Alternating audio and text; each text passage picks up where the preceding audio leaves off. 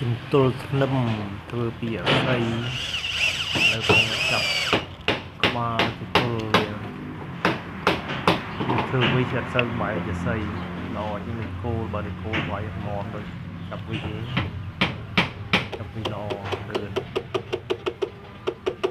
មមល្អអស័យយកធ្វើទល់ងាយបាក់ងាយបាក់ហុំមិនបាក់ឈើកូនឈើទៅពុកអុយបាក់ប្រើមកទៅទល់អស័យទៅស្រុកមានព្រោះអស័យទៀតនៅខាងជាមាត់លេគាត់ដាំអស័យច្រើន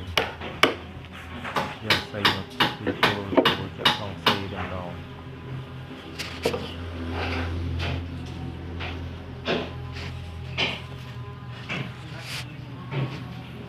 ចាប់ទេមមចាប់វិញ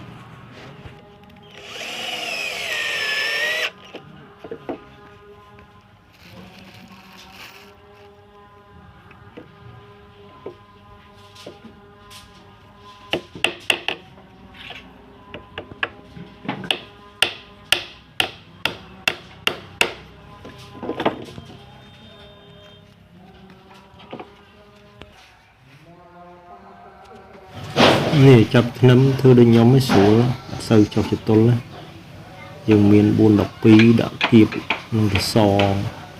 ខាងម្ដងសងខាងđấyទៅយើងដាក់ចតុលមួយទៅបានមកប្រឡោះប៉ុន្តែខ្ញុំដាក់ចតុល2យើងបាន4 12នេះវាមមស្រួលធ្វើការទេគៀបឈើ4 12នឹងហើយថ្លឹងទៅហើយលើកពុំធ្នឹមដាក់វាយយកតែម្ដងអត់សូវចុះចតុល4 12ចំណេញច្រើននេះខ្ញុំជ្រៀក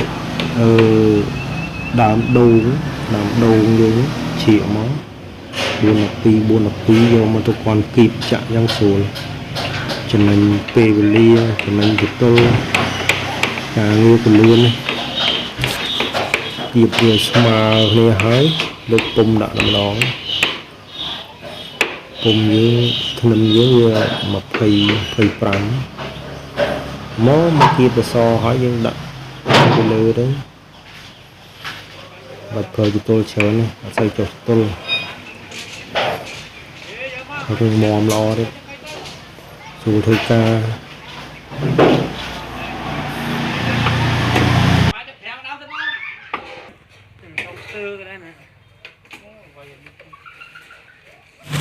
ដល់នូតនេះខ្ញុំនិយាយ48ដៃ48ទៀតកងថាគិតតែពិបាកដើម្បីដាក់48ស្រួលស្មើពីគេឲ្យកណ្ដាលកងដាក់ទេទៀតស្មើល្អដកមកលឹងដកមកស្អាតត្មងខ្ញុំគៀប4 12ហ្នឹងដាំដូងជ្រៀក2 ម៉ែត្រកន្លះយកមកគៀបបាយចាក់មកហើយនូតទៅហីដៃ48វាយដកនេះធរទៅអត់សូវចុះចតុលធ្វើអីទេសូវចុះចតុលហ្មងហើយចាក់ខ្លងសេក៏មិនសូវបារម្ភមមហឹងមកសោតខ្ញុំចាក់ដល់អញ្ចឹងធ្វើដល់អញ្ចឹងអានេះប្រឡោះនេះវា2 ម៉ែត្រកន្លះខ្ញុំប្រើចតុល13កន្លះប្រើយូទូ3អានូតនេះប្រើ5 ទឹកមួយតែកងផ្លាក់គេពីលើមកធីងវាលាបផ្ទះដូចក្រែអញ្ចឹងតែក្តារឲ្យស្អាតហ្នឹងភ្លឹង75ឲ្យលួចយកមក5 លី 5 6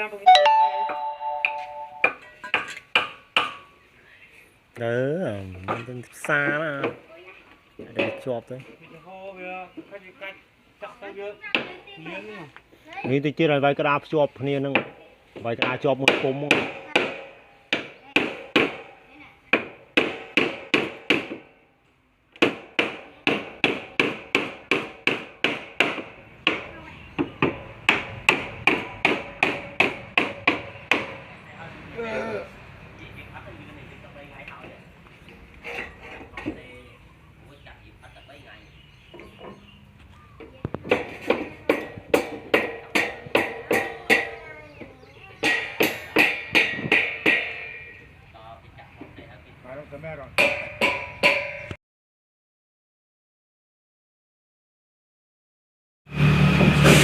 គេដោះឲ្យស្អាតឡើងលងសិល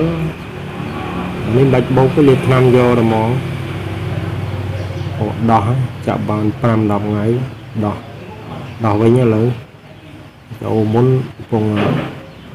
តម្លើងពុំឥឡូវពេលនេះពងដោះវិញ15ថ្ងៃ5ថ្ងៃដោះបានតាមពិតបើយើងបញ្ញាប់ถึง10ថ្ងៃវាចាក់បានវាដោះបានចាក់ហើយ10ថ្ងៃដោះបានតែនេះដោយសារខ្ញុំមិនសូវបញ្ញាប់ដែរទុកដល់15ថ្ងៃដោះមកវាស្អាតតែម្ដងចិត្តល្អយើងបៃក្រុកកងក្តារកងខ្លាគេចិត្តល្អនឹងអូទឹកសំងអូអីទីទល់យើងរងមមទៀតថ្នាំមានស្អាតបាត់ប្រសេវាស្អាតបើកឡើងស្រឡាញ់ហ្មង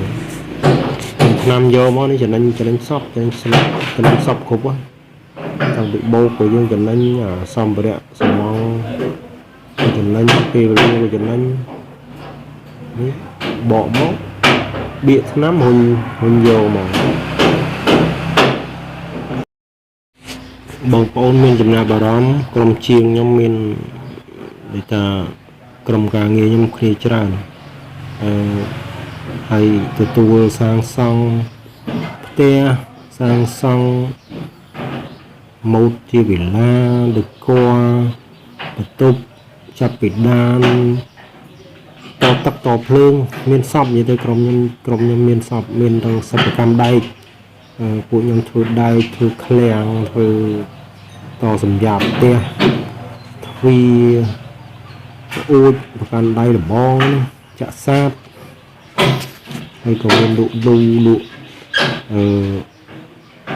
សម្ភារៈដូចជាបកគោព្រំលបងបកគោព្រំដីហ្នឹងដីឡូដីអីមានសពក្រុមជាងខ្ញុំគ្នាច្រើនជំនាញគ្រប់ជំនាញបងប្អូនចំណាប់អារម្មណ៍តាក់ទងតាមលេខទូរស័ព្ទខាងក្រោមហ្នឹងមកខ្ញុំនឹងទៅសាងសង់ជូនសេវាកម្មរហ័សតាមចិត្តអរគុណច្រើនដែ